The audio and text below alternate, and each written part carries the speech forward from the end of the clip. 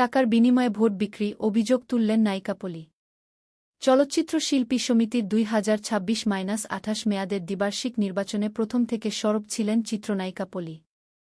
শিবা শানু ও জয় চৌধুরীর প্যানেল থেকে প্রতিদ্বন্দ্বিতা করেছেন আন্তর্জাতিক বিষয়ক সম্পাদক পদে। সভাপতি ও সাধারণ সম্পাদক পদে শিবা শানু ও জয় চৌধুরী জয়ী হলেও হেরে গেছেন এই নায়িকা। নির্বাচনে হারার 2 দিন পর পলি অভিযোগ করলেন টাকার কাছে হেরে গেছেন তিনি।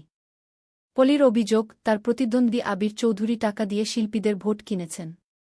তার পেছনে কাজ করেছেন শিল্পী সমিতির সাবেক সাধারণ সম্পাদক নিপুণ আক্তার।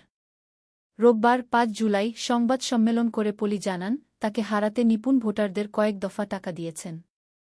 এ সময় শিল্পী সমিতির কয়েকজন ভোটারের কয়েকটি কল রেকর্ড শোনান, যেখানে সেই ভোটারদের বলতে শোনা যায়, নিপুণ 103 জন শিল্পীকে কয়েক দফা ডেকে টাকা দিয়েছেন।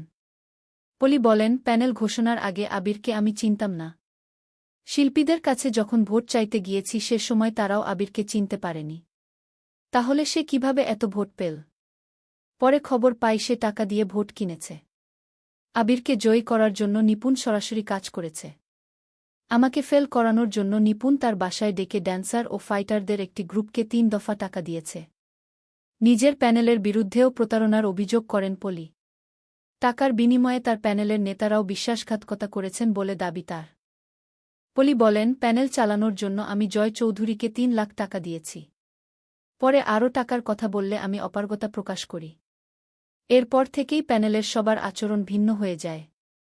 নির্বাচনের দিনেও জয় আমাকে জানায় তার নিজের প্রায় 100 ভোট আছে। নির্বাচনের শেষ দিকে সেই ভোটাররা যখন ভোটকেন্দ্রে যায় তখনও আশা ছিল যে তার। কিন্তু বাসায় যাওয়ার পর কেন্দ্রের ভেতর থেকে খবর পেলাম, আমার প্যানেল আমার সঙ্গে প্রতারণা করেছে। প্যানেলের সবাই ভোট পেয়েছে, শুধু আমি ছাড়া। দুঃখ প্রকাশ করে পলি আরও বলেন, টাকার কাছে প্রকৃত শিল্পীরা হেরে যাচ্ছে।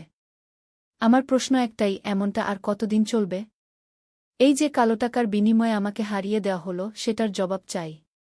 এ বিষয়ে প্রশাসনের দৃষ্টি আকর্ষণ করছি। আমাদের নিউজ দেখার জন্য ধন্যবাদ। এতক্ষণ আপনাদের সাথে ছিলাম আমি ফারজানা আক্তার অধরা।